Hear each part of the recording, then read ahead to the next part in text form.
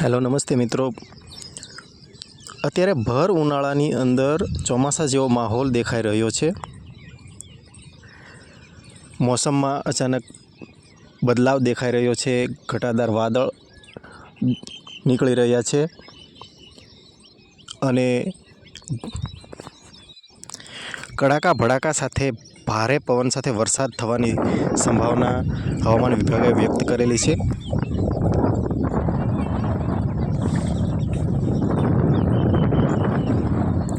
તમે વેધરનું મોડલ જુઓ તો સમગ્ર ગુજરાત ઉપર વાદળ બંધાઈ રહ્યા છે।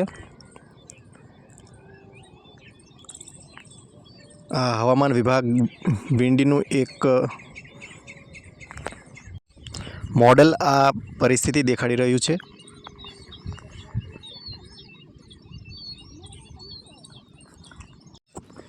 સમગ્ર ગુજરાત ઉપર ઘટાદાર વાદળ છવાયેલા દેખાઈ રહ્યા છે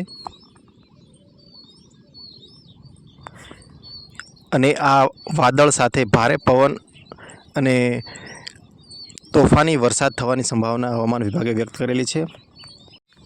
અત્યારે સમગ્ર ગુજરાતની અંદર ભારે વરસાદ થવાની સંભાવના દેખાઈ રહી છે। એમાંય કોઈક જગ્યાએ ભારેથી અતિ ભારે વરસાદ થવાની સંભાવના છે।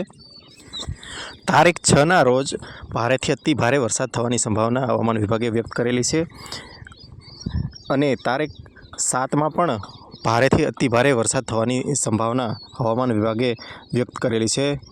તમે જોઈ શકો છો કે ગુજરાતની અંદર મધ્ય ગુજરાત, સૌરાષ્ટ્ર અને દક્ષિણ ગુજરાત તેમજ કચ્છમાં પણ ભારેથી અતિ ભારે વરસાદ થવાની સંભાવના વ્યક્ત કરવામાં આવી છે અને એમાંય તારીખ 6 અને તારીખ 7માં તો વધારે પડતો ભારે વરસાદ થવાની સંભાવના વ્યક્ત કરવામાં આવી છે અને એ પણ ભારે તોફાન સાથે મિની વાવાઝોડા ટાઈપનું આખો માહોલ હશે એવું હવામાન વિભાગનું કહેવું છે।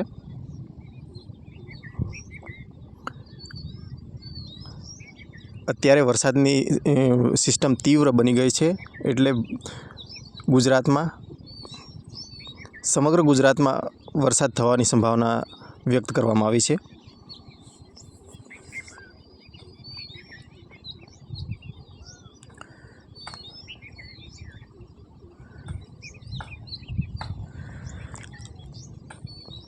આ વરસાદનો માહોલ તારીખ 9 અને 10 સુધી યથાવત રહે તેવી સંભાવના વ્યક્ત કરવામાં આવી છે